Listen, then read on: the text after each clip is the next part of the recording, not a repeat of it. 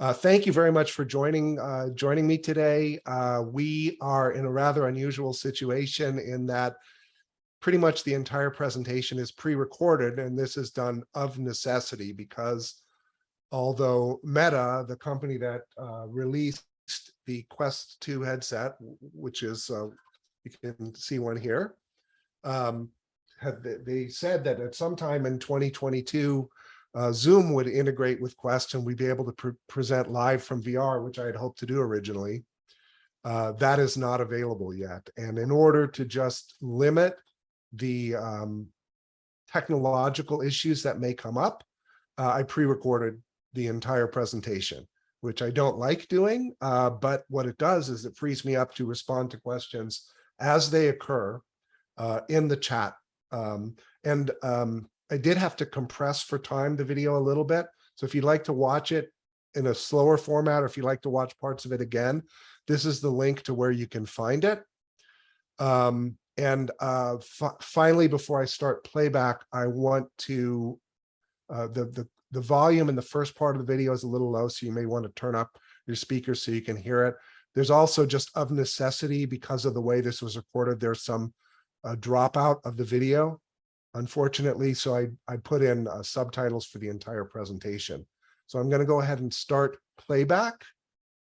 And it looks like everything is set up, and I will be monitoring the chat for your questions as they come up, and I'll pop back in at the end when the video is done. Now, I want to start out by explaining a little bit about how virtual reality works in terms of the Quest 2 headset. We are now in my home environment. This is my main menu. These are my controllers. This is how I interact with VR. There is an option to use your hands to interact, but you do have more control, and your control is more fine-tuned using these two devices. Now, you have a choice of a number of these different settings that you can be in. This is the space station, which is my favorite one. It looks like I have a nice apartment here in outer space with living quarters and place to eat and a very big panoramic window of, I am not sure which planet that might be. If you look around, you can see spaceships flying around. There's a beautiful nebula overhead. Really a lot of window space here. And this is a work area over here that you see.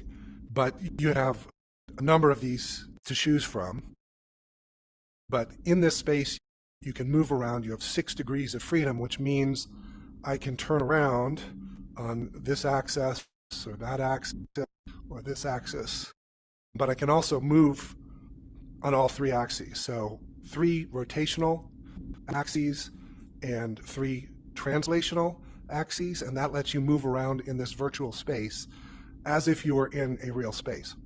What you can't see on the screen is the actual environment that I'm in, but I have defined a border in using pass-through cameras. I defined a border so that I avoid actually colliding with things in the actual room that I'm in. And as long as I keep inside of the boundary, which is not visible in this video, then I'm not going to have any sort of collisions with anything. This app is called Wander. Here I am over there in the menu. And Wander, I'll close the menu so you can see where we are. Wander lets you interface with Google Street View data like this. It is partially immersive in that this is a 3 degree of freedom app, so I can rotate my view, but I have no ability to translate in this space. So if I walk, I'm going to walk towards the statue, but it's not going to be any noticeable movement except maybe for some shaking because I'm pinned in this spot. If I want to move in the spot, I have to use these arrows to move around. And then I can, you see there's a lag for the view to load. But this is just, you can bookmark places that you want. This is Kamakura in Japan. This is the Daibutsu, the giant Buddha statue. I've visited here many times. It's a very beautiful part of Japan. And if you ever take a trip to Japan, I highly recommend Kamakura to add to your list of places to see. The thing that's notable about Wander is that it is a social app, so you can meet other VR users in Wander and you can tour them around within the limitations of what this app makes available. You can tour people around and you can take a turn leading a tour, and then someone else can be the leader and you can follow them.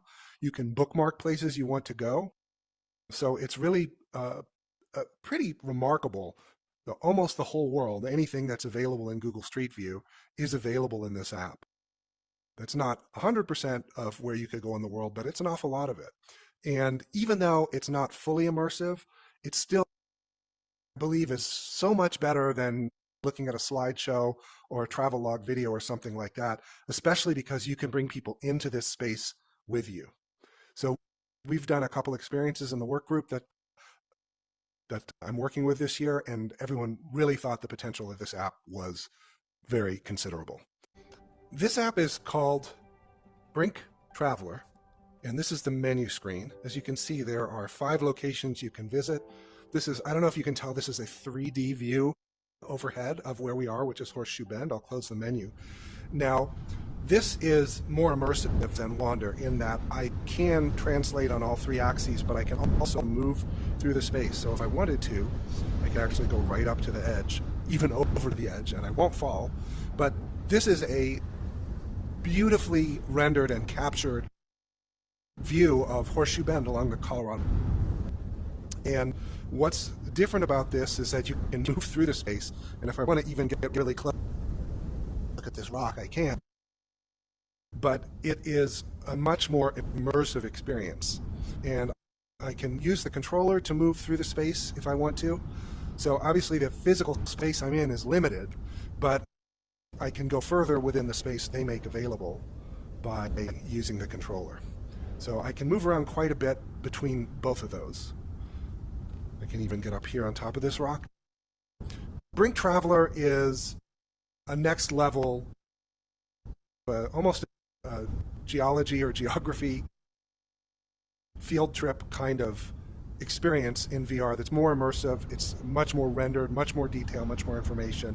And in addition to the places that you can go, there's also information, there's narration and text, and you can learn a lot, and you can hear the wind blowing, I think. So Brink Traveler is another great experience in VR that has potential to be used in education. And you can imagine going beyond the 5 locations that they make available to you to almost limitless possibilities of interesting places to visit. Now, the app you're in now is called Other Site, and this room is actually your menu, which is cool. It's again 6 degrees of freedom. You can rotate on all 3 axes, and you can translate on all 3 axes. There's also things that you can pick up, and they don't do much, but you can look at them and you can see there's a lot of detail here. Gravity doesn't quite work normally in here. I don't know why they decided to do that, maybe so that you wouldn't bump into things, but I'm going to walk over here to the true menu, and that'll open up the menu screen. And sorry about that. That's interesting. I must not be standing in the right place. You can see there's a number of different environments that you can visit. 4, in fact. I like to go to Japan, Tokyo, because I lived there for a year. So I'm going to go ahead and load this. Now, all of the environments have tour guides. I'll give you a brief glance at that they're dressed up in outfits that are appropriate to the environment, and they tell you about what's going on there. Hi, we are in the Sangenyaja Triangle. I'm going to keep going forward, and that will deactivate the tour guide. And these orange spots are spots where the tour guide will reappear. The makers of this app, Other Site, went into these environments and did intensive photogrammetry. So this is all very accurate in terms of placement. The resolution is maybe less than ideal, but everything you're seeing is what you would see in that environment. But you can wander through the streets here, and there are 4 of these environments. So again, the potential here is what could you do with this concept with other environments? You can walk using the ability to move within your 3-dimensional space, but again, you're limited by the actual setting that you're in. You can't go very far down here, but you can look around and see what's out there. I can walk a little bit past it. And if you go too far, you'll actually see that the level of detail starts dropping off, and suddenly you're in an empty blue space. So that's Other Site. It's really pretty amazing that you can have this kind of experience and visit somewhere else in such an immersive way. In my opinion, one of the VR apps with the highest potential for education is the Anne Frank House app, and we're in the Anne Frank House, or in the VR version of it. And as you can imagine, doing a field trip to the Anne Frank House in Amsterdam is pretty cost prohibitive. But to do it in VR, you could buy a whole class's worth of, and there are narrations like that. You could buy a whole class worth of VR headsets for less than the price of the trip, and then be able to do other things with it. This is story mode, so you have to go through in a set order, so I'm going to edit it down to eliminate some of the extras. But it's an early VR app, so you have to sort of color inside the lines more. It wants you to load into each location in a very specific place, and now we're beyond that bookcase.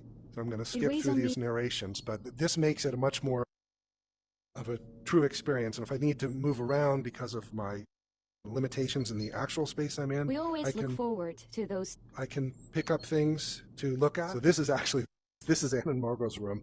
My mistake, and I guess the pictures up on the wall would clue you into it. So the previous room was the parents' room. Writing lets me get rid of it all. So we're in a bathroom.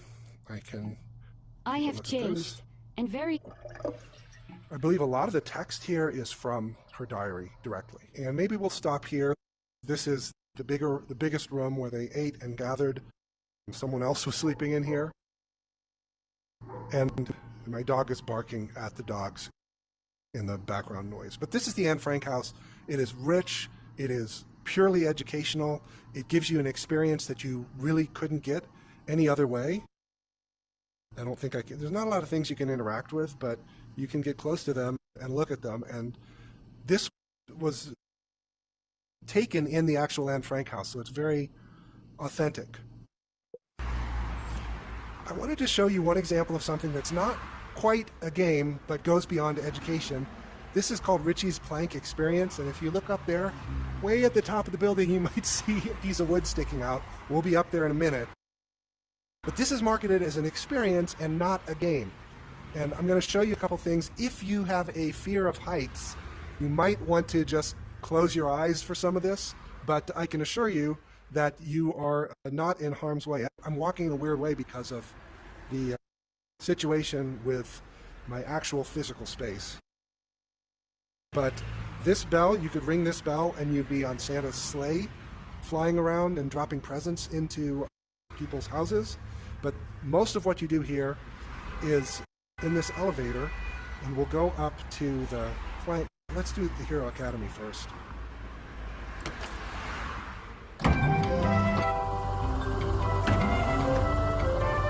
This turns on something called Nightmare Mode that I won't show you, but it makes it more challenging.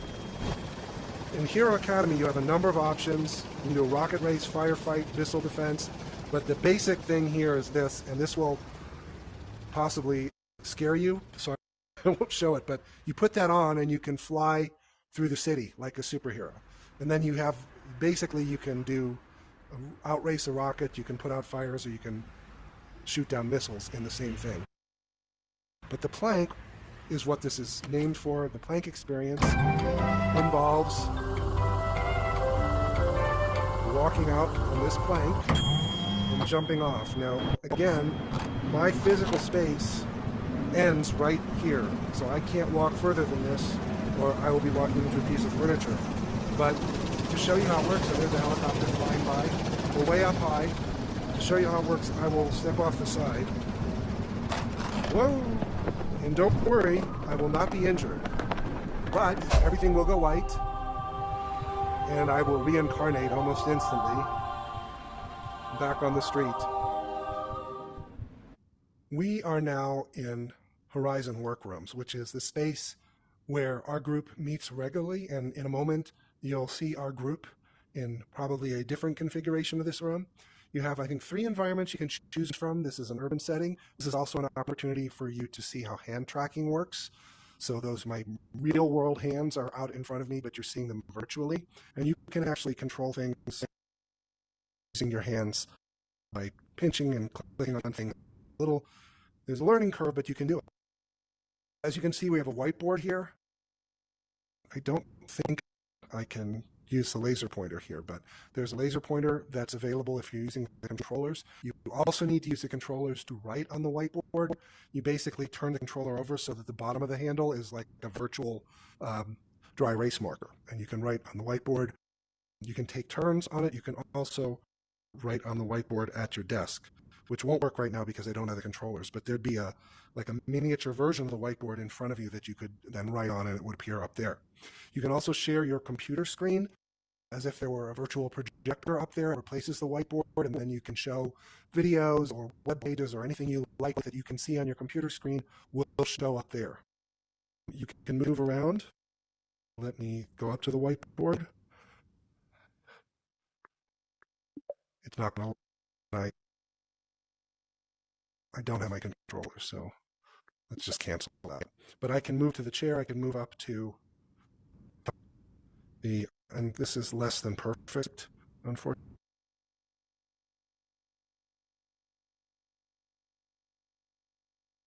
Here we go. I can move to that chair and be like the lecturer in the room, and then everyone sitting there would be able to see my avatar. One thing is this, you're locked into your chair. So if I move too far, boom will go. You can't move very much, but you can jump from place to place. That screen over there, by the way, is the web version of the workroom. So if you invite someone to a workroom meeting who doesn't have one of these headsets, they can go to a web page and participate. Their webcam will show up there. They'll show up on that screen if there's multiple people. Just like in a real conference room, you will find that there's different ways of interacting with people outside of VR. They are supposedly going to be adding Zoom capability. This is another one of the room layouts. You can see here, and then you have different locations you can go to. So we'll go to more of a rustic setting here. And you can see I've customized the artwork in the room to reflect our group. That's that one there I never customized, but maybe I will at some point. And there's also a beach location that you can visit. And again, that screen is for people to join a meeting, but a beach retreat for your group might be prohibitively expensive, but you can do one in VR for much less money, and you can do it at the drop of a hat. If we get together here 5 minutes from now, if everyone's available, that's really about all the time that it takes to set something up. So it's a very different experience than being on a Zoom call. It is much closer to an in-person meeting, although, of course, if you had a conference room available, everyone were in the same space. I don't know why you'd opt to use this, but if you work in a distributed organization, this really overcomes much of the limitations of being a geographically diverse group. That's some of the bells and whistles of Workroom. And there's also Horizon Worlds, which is more of a social gaming kind of version of this, where it's an open world where people can join. It has more capabilities than this, but this is really specifically designed to simulate the conference room, the in-person meeting situation. We'll now jump to an actual meeting with members of our group talking about some of their experiences and impressions of VR. Okay. So now you're in our workroom space that we've been meeting in about once a month, sometimes a little more often, with our UAGC work group. And I put a graphic up here over by our logo for the conference that we're in. And I'm sharing my computer, which is in my physical room, up on our virtual projector board, which is also a whiteboard if I stop sharing. I wanted to, you've seen the room before in earlier videos, but I wanted to show you that it's changed a little. So I've got the presentation up on the screen and my personal screen. You can see that Marc, who's sitting next to me, has his computer up as well, but I can't see his screen, so that's a nice privacy feature. Over here, we have people who are joining by the web portal. So you are not limited to having a headset. Now, both the people joining us have a headset, but they don't happen to have them today, or they can't wear them right now. So this is a great way to join a meeting so that it can be the best of both worlds, I guess you could say. So let's go ahead through some of the material that I prepared, get a start on our hike through VR. And I'll start with introductions. I'll have introduced myself already in this session, but I'll invite everyone to introduce themselves, maybe starting over on my left with Michael and going around. And so I guess you could say what your role is and what your interest in VR is. Thank you, Dan. Thank you very much. My purpose was to join Dan and be just introducing the world of VR, possible solutions for education and students, looking at the opportunity for our college to develop some way for students to participate in these activities. But again, as we continue to see the different roles in VR, I think from my standpoint, I am in charge of the Master of Information Systems Management and Bachelor of Arts in Business Information Systems. So I'm very interested in students' development of possible roles in success for their jobs, and then also to experience those in college life with students with disabilities and just helping with academic success. Thank you. Thanks, Mike. Yeah, I really have to apologize here sorry. because we found out only after we held the meeting that David Mendoza's audio was not recorded at all, even though, as you can see, there's two videos that are being edited together here. If for whatever reason his audio, although we could hear it live in the meeting, it didn't make it into either of the two recordings that I edited together. So I apologize to you, and I apologize to David, especially, who's sort of been given a short shrift because of this. And I'll mention that David actually heard buzz about this project, I think, and sought me out and joined under his own steam, which I think is great. And we've also had a couple other people from the IT side join this group and participate here and there. And I hope we can continue expanding in that way. And Mark, to my right over here in the virtual room. Yes, my name is Marc Hnytka, and I'm a full-time faculty at the University of Arizona Global Campus.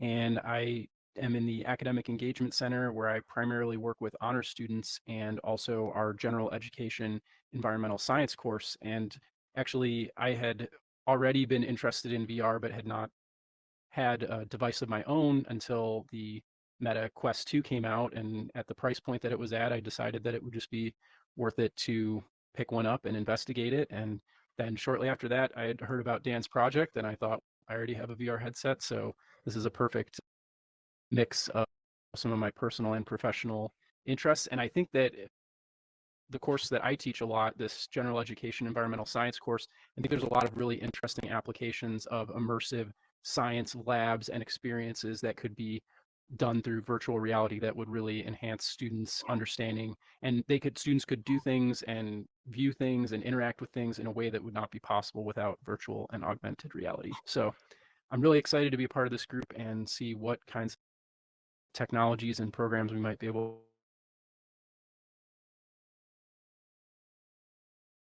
to implement here.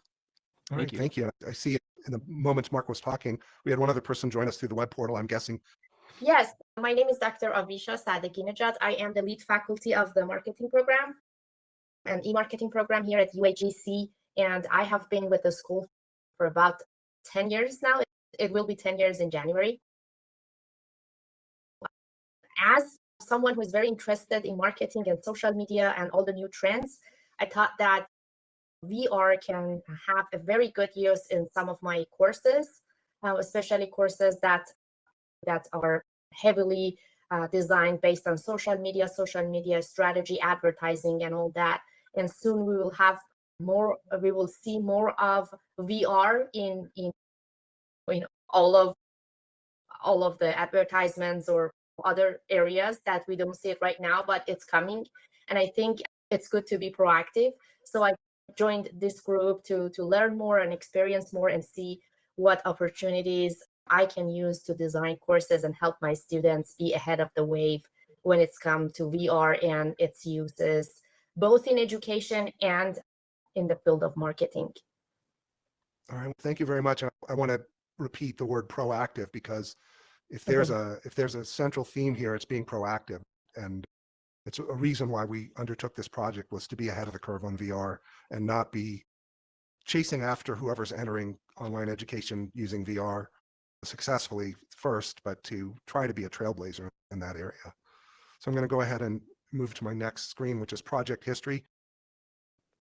This is part of a grant program that we have at UAGC called the University Fellowships Program. And I applied for a grant a little over a year ago to get funding to buy about a dozen Quest 2 headsets. I already had one. I knew Marc already had one, and we had done a couple things in VR, and the potential was clear, but the frustration was also there. No one else has one of these headsets to join us. And I wish we'd been able to iron out the wrinkles and have more people in the room today, but at least you get an idea, get a sense with Marc here of what it's like.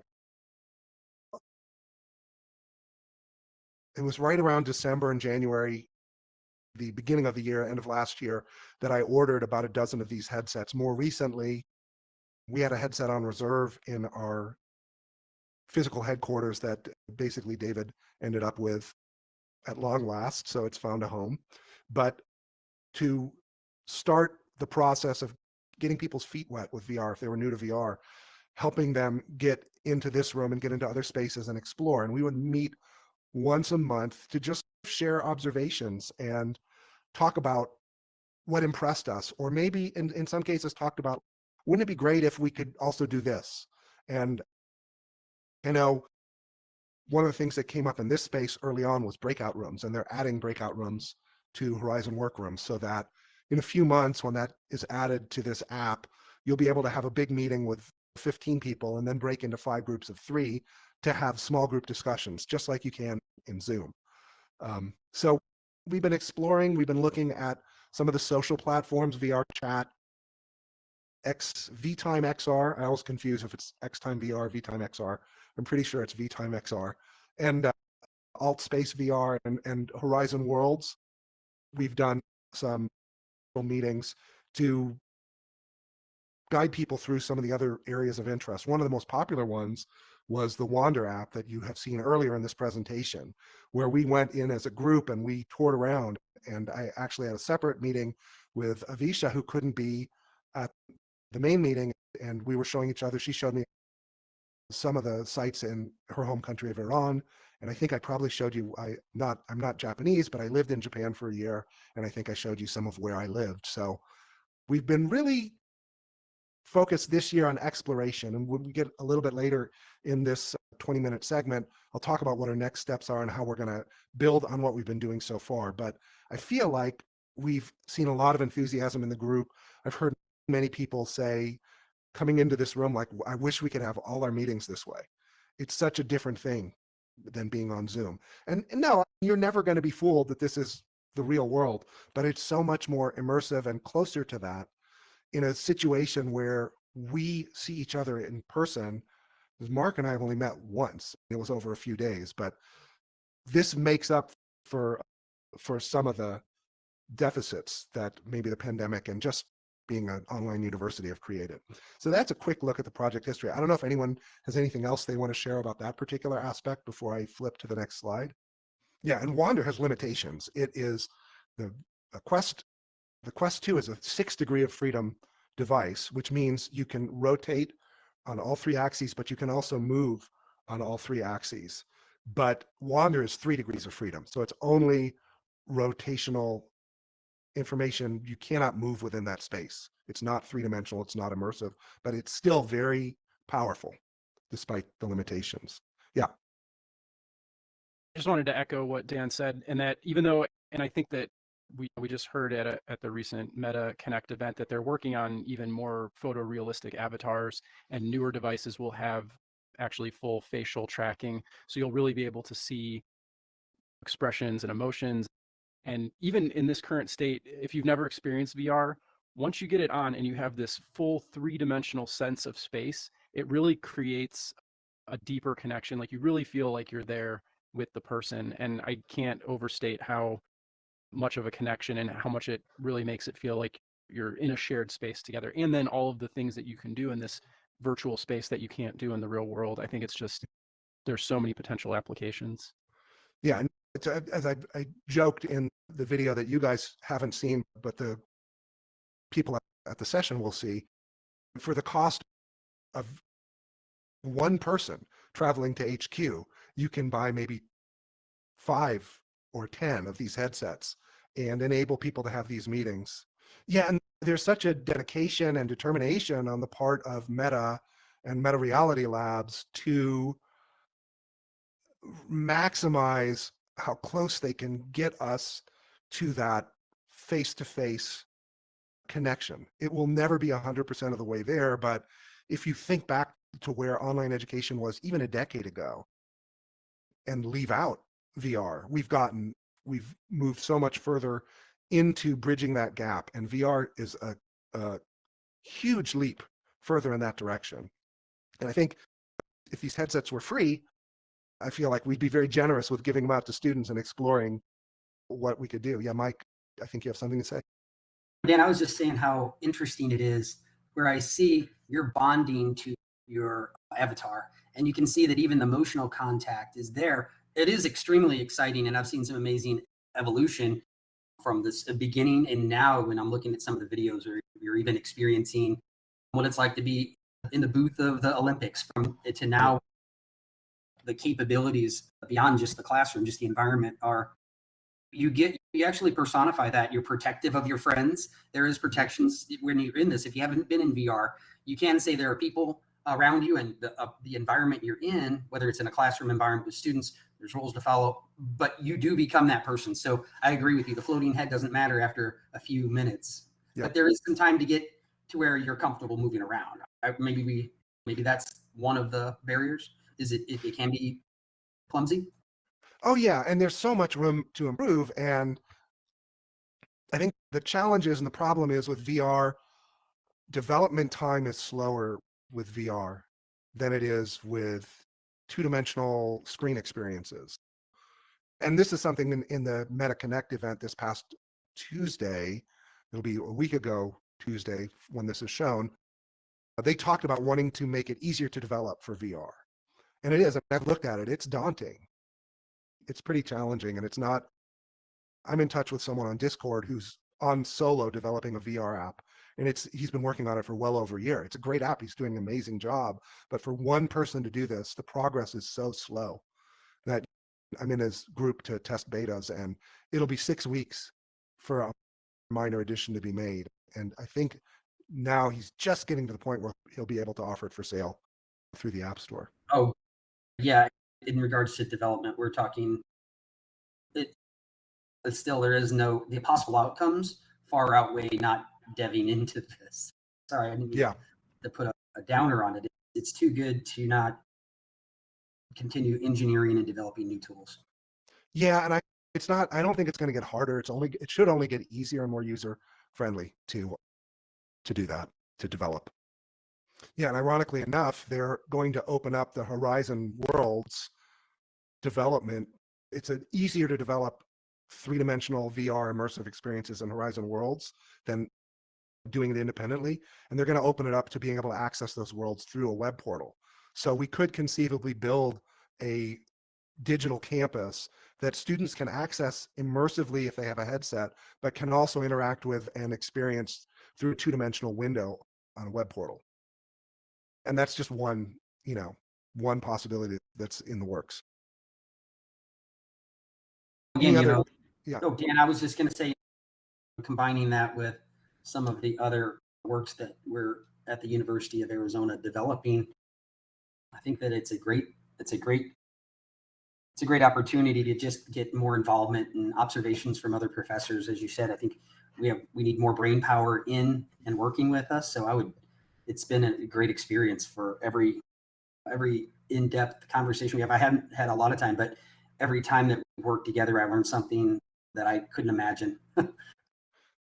Yeah, and when it was just Marc and I who had these headsets, it was fun, but it was very limited in the terms of what possible value we could get out of it. But when we have a dozen people in the university who have access to these headsets and are participating and interacting in VR space, it just exponentially, it just explodes just the ideas and the viewpoints and the possibilities that are still several years off, I think, from affecting our students. But I don't think that anyone in this group would feel completely comfortable saying, no, our students are never going to be using VR. They're always going to be going into the classroom. And you look at, if you were in the Connect event, when they changed the setting of the room and we were in this virtual space I told my son I was 6 feet away from Mark Zuckerberg's avatar today. And yeah, that was multiplied by I don't know how many thousands of people attending, but the ability, you take that experience and say, well, what if this was a classroom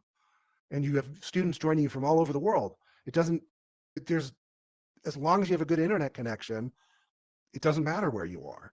To be able to interact that way is just really exciting and goes so far beyond what we're able to offer our students now that I just can't imagine anyone being totally skeptical of the potential being there.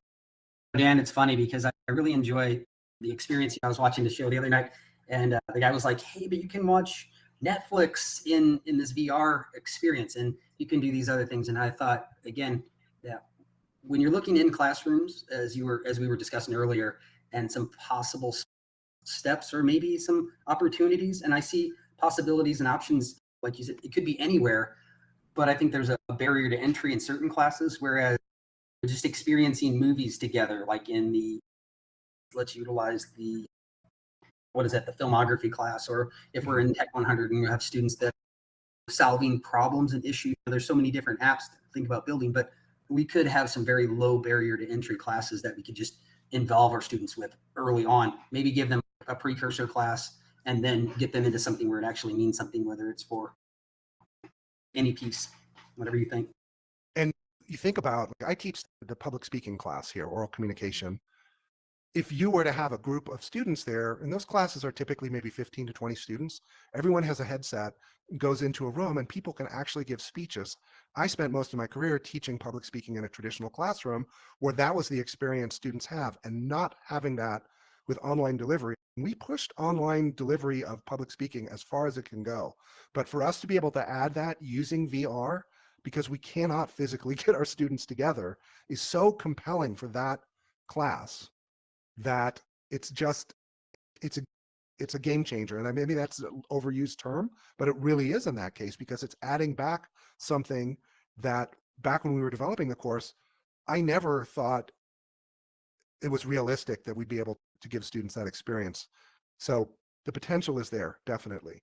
And that, I think, is a good lead in to the possibilities for remote learning. Is what we need to explore next, is going from this general exploration that we've been engaging in for most of a year and moving in the direction of what can we do with this specifically. So some of the things we've been talking about now, maybe I should have advanced this slide a little bit earlier, but some of the things we've been talking about, the example of speech, is a great illustration of something that you can do with VR if you're teaching in the remote mode, that you wouldn't really be able to give students that experience any other way, aside from going to a traditional classroom-based experience, which is just not a realistic option for us. And even if you talk about bringing students together, flying them in to a physical room once during the class, again, the cost of doing that for each student is going to be more than the cost of getting a headset. I don't think we're ever going to be looking at telling our students they have to buy a headset to do the class, but it is not as cost prohibitive as it seems when you look at the alternatives. Does anyone else have any? Yeah. Oh, I'm sorry, I'm jumping in.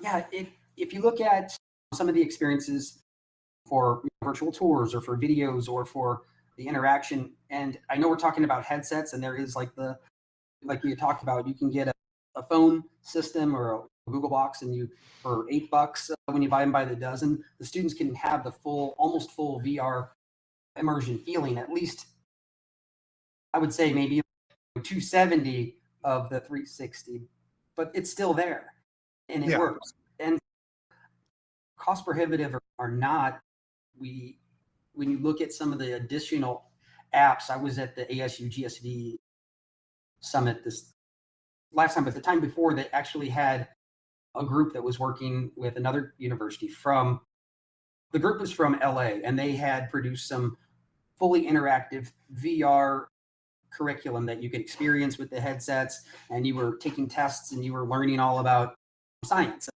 like a chemistry class or some creatures that I think these are fictitious, but it was more along the lines of just an experience as well as education. And it was extremely interesting, as well as the students without the headsets, I experienced it without the headset, and it was still just an amazing visualization, as you said. Yeah, so I think Mike had to go, but we're almost done. I'm going to wrap things up with our final slide here, which is what our next steps are going to be. And yeah, we had so much fun doing this project. It would be a shame to let it end. But I think we also, if we want to continue, we have to move forward and not keep doing what we've been doing, as much fun as it is. And I think we'll continue to have the opportunity to explore and share experiences and things like that. But I have applied for a grant and received conditional approval, and the wheels are in motion on that, so that we will expand the group with a few more headsets. I know there'll be a few people leaving the group, sending their headsets to the next people. So probably about the group we end up with in 2023 will be about half the same people, half new people, I'm guessing. But we're going to shift the focus now, excuse me, to looking at our curriculum here at UAGC and identifying promising targets. Like first we'll look at the course level. Okay, Speech 103 is an example. Speech 103, what if we had one student presentation where they delivered it in VR and they felt like they were in an audit or in a room like this, and this room can be reconfigured into a kind of a classroom type building. Oh, Mike is on camera now. So we'll be looking for opportunities in the curriculum to design hypothetical VR experiences, assignments for students. We are certainly not ready to go to even a pilot where we test them out, but I think we are ready to go like one step pre-pilot. Like basically what we hope to come out of next year with is, hey, if UAGC was ready to go to pilot with this, here are 3 good possibilities for where we could plug this into the curriculum, where it would not just equal what we have, but would surpass, would enhance what students are receiving. So that's really what's coming up next year. And I don't know if anyone has any final thoughts. Yeah, that sounds great. We look forward to all the exploration next year. Thank you. Yeah, and we're glad to have you on board this virtual train. Oh, great. Yeah, I just wanted to say, I think, again, some of the really interesting pieces that I'm working with is we had also had a grant from another project. So we utilized resources on both sides, and we were able to develop some interesting videos. When you're actually in VR, not just in the virtual environment, but there's also, we have 360 cameras that we had recorded. For example, the heartstrings, you can actually see and experience what's happening in 360. So I would say that also needs to be explored, because we don't want to be bounded necessarily just by watching a video. There is more experience than you being a virtual head classroom too. Yeah. So yeah, I think the potential is extremely exciting. I think we're at still the early stage, even though there have been consumer devices on the market now for 6 years or so or more with the original offerings. But I think now the level of the technology and the accessibility and the cost has come down enough where I think it would be a disservice to the university and the students if we weren't pursuing this, because I think eventually we will want our students to come out of their undergraduate education with experience in VR, because that will be important in their future careers in a variety of fields. So I'm looking forward to maybe in a couple more years, maybe we do a test pilot with a small group of students, and me working with the honor students, I think that would be a great fit. Maybe have a cohort of 10 or 15 incoming honor students, maybe work with this in a classroom. But I think the potential is great, and I'm excited to be part of it and demonstrate the high five, Dan. It's okay. Yeah. So that's the kind of immersive team building things that you can do in VR. Yeah, So I'm glad we could demo that. Anyway, thanks everyone in the room and on the screen for joining us today. And I am going to pass things back to actual me live on ADEIL Tuesday. So yeah, we ran up perfect timing. I think we hit the end of this time slot about 10 seconds ago. But rather than do a Q&A now, please feel free to email me. I'll be in and out of sessions today, but I'll be keeping an eye on my email and be happy to respond to anyone who reaches out. Dan, thank you so much for your time, and everyone that's attended, thank you as well. I found that truly enjoyable. As I mentioned at the start, it's my area of interest and research as well. So it was an absolutely great thing to observe, and I really appreciate you giving up your time to make the video 100%. Colleagues, please can I remind you about the conference evaluation? We do need to remind you in every single one, but it is a single evaluation. I know Dan put the link up earlier on. And for everyone else, please, obviously feel free to contact Dan as he mentions. I'm also very excited to talk to anybody who's willing to discuss VR across the Atlantic, as I'm based in the UK, but very excited about this. And obviously, to everybody else, enjoy the rest of the ADEIL conference. Thank you very much. Thanks, everyone.